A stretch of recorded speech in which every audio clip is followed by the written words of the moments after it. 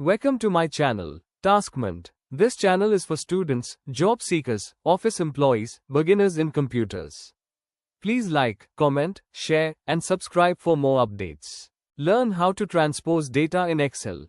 In this 1-minute video, I'll show you how, step by step.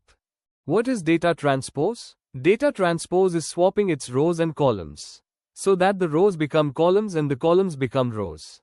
How to transpose dataset and why? Often the work you do will require tables that are made up of vertical and horizontal ones. Open the file you want to transpose. Select the data or copy Ctrl+C. Now open a new sheet or existing sheet and paste it with the transpose option is shown. Use paste special option to paste directly.